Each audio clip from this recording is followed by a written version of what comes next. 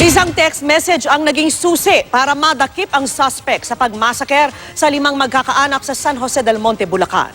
Sa burol ng mga biktima, bumuhos ang emosyon. At nakatutok doon live si Cesar Apolinario. Cesar.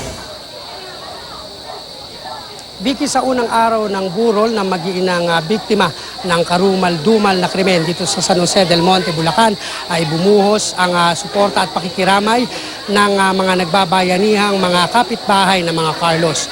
At lumabas din ang ilang persons of interest at ilang concerned citizen na malaki ang naging papel sa pagresolba sa kaso.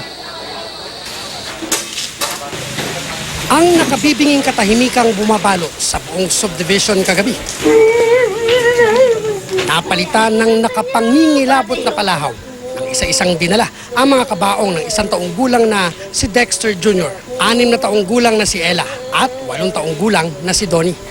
Huling inayos ang kabaong ng kanilang inang si Estrella at lolang si Auring Dizon na tinadtad ng saksak at pinagsamantalahan pa umano. Siguro, Esther, wala ka nang magsabi sa akin. Ang nanay ni Dexter kinausap pa ang namayapang manugang na si Estrella. Hindi naman kita lang mayakap. Ang padre di pamilya pilit nagpapakatatag. Hindi siya makapaniwala na mag-isa lang ang naarestong suspect. Ang kapitbahay niyang si Carmelino Ibanez alias Miling. Ewan ko kung ano yung modus niya na pinangako sa kanya at ganun na lang ang ginagawa niyang pagtatakip sa pamilya. Hindi ako maniwala. Kahit saan akong gulo, tingnan kung kasama nilang tatlo yan na gumamit ng guwan, sama-sama yan.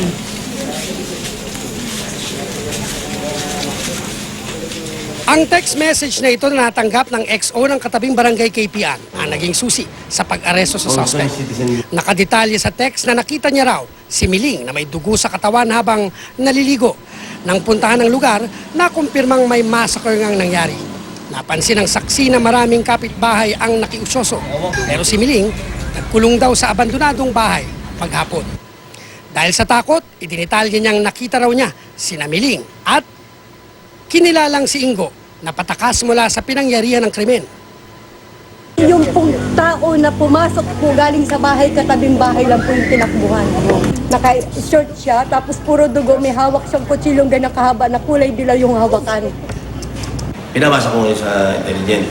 Nung binasa niya, okay yan, makatutong sa yan. At i-forward mo nga sa akin. Pinord ko. Nung hapong din yun, nung Martes, eksklusibong nakuna ng GMA News ang tensyong nangyari nang imbitahan ng mga otoridad si Miling at ang kasamang si Ronald Pasinos alias Ingo.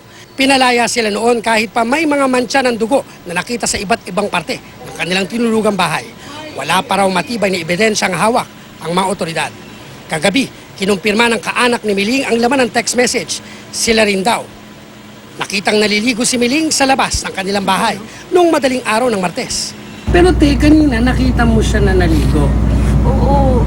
Anong oras? Alas 4. Basta pa, umaga na yun. Tinanong ko sabi ko, sino yan? Oo. So sumagot siya, Miling daw. Maliligo, nainitan daw siya.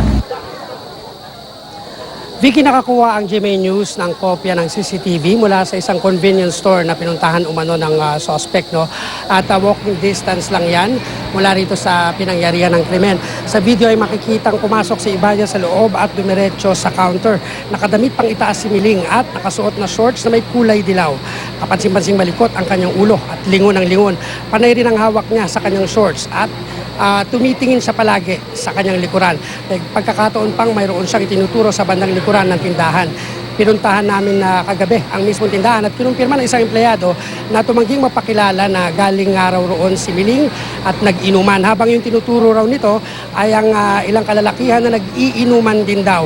Ayon sa source ng GMA News, inimbita na ng pulisya ang di bababa sa 7 katao na itinuring na persons of interest. Yan yung mga nakita na nagiinuman dyan sa may convenience store na yan. Napansin din daw nila na balisa at malikot ang galaw ni Miling at tila lutang daw ng makausap nila.